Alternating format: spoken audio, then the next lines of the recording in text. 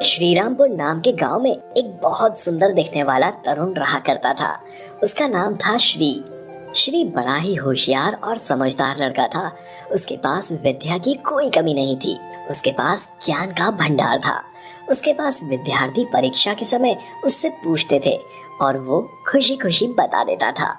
मगर श्री को और श्री के माँ बाप को इस बात का बहुत अफसोस हुआ करता है कि उनका बेटा इतना होनहार होकर भी वो उसके लिए कुछ नहीं कर सकते थे। इस बात का उन्हें अफसोस था, मगर उनके यहाँ खुशियाँ बहुत थी। श्री अच्छे मार्क्स से कॉलेज से उत्तीर्ण होता है। उसका कैंपस में सिलेक्शन हो जाता है। अब उसे एक नामांकित कंपनी में इंटरव्यू के लिए जाना होता है। आज बड़े उदास दिख रहे हो, क्या हुआ? पिताजी, आपसे कुछ छिपा नहीं है। आपको पता है आज मेरा इंटरव्यू है और मेरी जेब में जाने तक के लिए पैसे नहीं है। अब मैं क्या करूं? श्यामदास अपने पास के 50 रुपए निकाल कर देता है।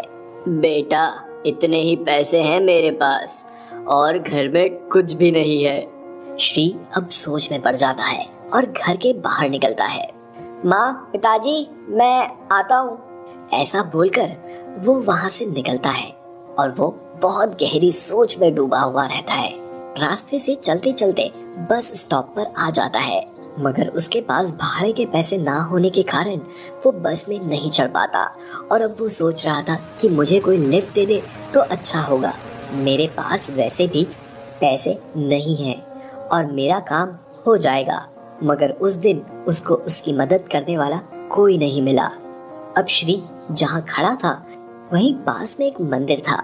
श्री सोचता है, चलो समय है तो मंदिर जाकर आता हूँ। ऐसा सोचकर श्री मंदिर चला जाता है और वहाँ भगवान से प्रार्थना करता है और मंदिर के बाहर आकर सीढ़ियों पर बैठ जाता है और वहाँ बैठे भिखारी के कटोरे में देखता है कि उसमें बहुत सारे पैसे होते हैं। हे ऊपर वाले, तेरा न्याय भी अजीब है। कोई जिस चीज को चाहता है तो उसे वो चीज नहीं देता और जो नहीं चाहता उसे ही वो सारी चीजें दे देता है। तेरा न्याय सच में अजीब है। क्या हुआ बेटा, बड़े दुविधा मनस्थिति में उलझे दिखाई दे रहे हो? नहीं बाबा, मैं अपने हालत पर सोच रहा हूँ कि मेरे पास ज्ञान होने के बावजूद पैसे नहीं है और मुझे आज कोई देने वाला भी नहीं मिल रहा है। ऐसा क्यों सोच रहे हो? कितने रुपए चाहिए बेटा तुम्हें, बताओ जरा। क्यों बाबा, आप पूछ रहे हो? अगर मुझसे कोई मदद हो सके तो ऐसा सोच रहा हूँ मैं। बाबा, मैं आपसे पैसे लेकर आजीवन अपने आप को माफ नहीं कर पाऊंगा। मैं आपसे पैसे नहीं ले सकूंगा। अरे बेटा, मुझे सिर्फ 2 वक्त का खाना खाने के लिए और कुछ दवाइयों के लिए बहुत हैं पैसे। बेटा तुम बताओ, तुम्हें कितने चाहिए? बाबा, मुझे फिलहाल के लिए 500 रुपए चाहिए। मैं आपको मेरे पास आ जाएंगे ना तो मैं जरूर लौटा दूंगा। ये लो बेटा, ये पैसे लो और तुम्हारे काम में सफल होकर आना। धन्यवाद बाबा, मैं आपका ये एहसान जिंदगी भर नहीं चुका पाऊंगा। अब मैं चलता हूँ, मुझे जॉब के लिए जाना है। हाँ ठीक है बेटा। अब श्री नए ऑफिस में जाकर अपना इंटरव्यू देता है और उसमें इतने सारे लोगों में से श्री का सिलेक्शन हुआ था। अब ये श्री के लिए युद्ध जीतने की तरह ही था। अब वो अपॉइंटमेंट लेटर लेकर घर चला जाता है। घर जाते समय उसके दिमाग में उस भिखारी बाबा की बात आ जाती है और वो सोचता है कि क्यों ना बाबा से मिलकर जाऊं, जिनकी वजह से मुझे आज जॉब मिला है। ये सोचकर श्री उस मंदिर के पास चला जाता है तो वहाँ बहुत भीड़ जमा थी। श्री उस भीड़ में घुस गया कि वहाँ क्या हो रहा है ये देखने के लिए। अब वहाँ देखता है कि वो बाबा चक्कर आकर गिर गए थे। ये सब देख श्री ने उनको उठाया तो उनको खुद का होश ही नहीं था। बाबा उठो, देखो मुझे जॉब मिल गया। बाबा सिर्फ उसकी तरफ आंख खोलकर देखते हैं और फिर से बेहोश हो जाते हैं। लगता है इस भिखारी बाबा ने आज खाना नहीं खाया है और दवाइयाँ भी नहीं ली। श्री को ये सारी बातें सुनकर बहुत बुरा लगा। उनके खाने का पैसा और दवाई का पैसा उन्होंने उसे दिया था। अब श्री उन्हें उठाकर लोगों से, मेरी मदद कीजिए, इन्हें अस्पताल लेकर जाना है। तभी लोग उसे कहने लगे, अरे वो भिखारी है, उसे इतनी इंसानियत नहीं दिखानी चाहिए। चलो यार, ये पागल लड़का है। आप लोग जाइए, मुझे मेरा काम करने दीजिए।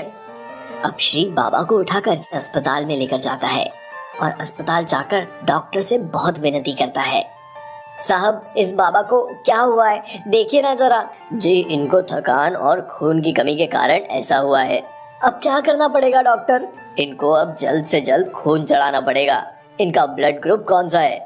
मुझे पता नहीं डॉक्टर, आप चेक कर लीजिए और मैं कुछ काम में आया तो मुझे बताइए। जी, अभी मैं इनका ब्लड टेस्ट के लिए भेजता हूँ। श्री अब उस अस्पताल में रुकता है और एक अपने घर में फोन करके इत्तला कर देता है। अब उस बाबा के ब्लड रिपोर्ट आ गए थे। उनका ब्लड ग्रुप ओ पॉजिटिव था और इत्तेफाक से श्री का ब्लड ग्रुप भी ओ पॉजिटिव ही था। डॉक्टर साहब, मेरा खून इस बाबा को अगर चल सकेगा तो आप मेरा खून ले लीजिए। मगर हमें आपके खून के सैंपल टेस्ट करवाने होंगे, बाद में सारी प्रोसेस करनी पड़ेगी। डॉक्टर साहब, आपको जो करना है आप कीजिए, बाकी मैं खून देने के लिए तैयार हूँ। अच्छा ठीक है, आप अपना खून टेस्ट करवा लीजिए, बाद में देखते हैं। अब श्री अपना ब्लड टेस्ट करवा लेता है और वह बाबा को खून दे सकता था, इसीलिए अब श्री बाबा को खून दे देता है और उनके पास बैठ जाता है उनकी चिंता में। कुछ देर बाद बाबा को होश आ जाता है और होश आने के बाद वो देखते हैं कि वो अस्पताल में है और उनके पास श्री बैठा है। बेटा, तुम्हारे जॉब का क्या हुआ? मिली या नहीं मिली जॉब? श्री की आंखों में आंसू थे और वो बोल रहा था, बाबा, आप मेरे जैसे अनजान इंसान के लिए खुद का खाना और दवाइयों के पैसे मुझे दे दिए और ये हाल हो गया आपका, ये सब मेरी वजह से। अरे नहीं बेटा, ऐसा कुछ नहीं, सब कुछ होना नियति में लिखा होता है। अब बताओ, मिली या नहीं जॉब? हाँ बाबा, मिली जॉब और अच्छी तनख्वाह वाली है। अच्छा है। अब वह डॉक्टर आकर उन्हें सारी हकीकत बता देता है कि कैसे श्री ने उन्हें अस्पताल लाया, उन्हें खून दिया, ये सारी बातें। और ये सब सुनकर बाबा की आंखों में आंसू आ जाते हैं। डॉक्टर साहब, आज मुझे मेरा बेटा मिल गया, अब मुझे कोई चिंता नहीं है। हाँ बाबा, आप मेरे पिताजी के समान हो।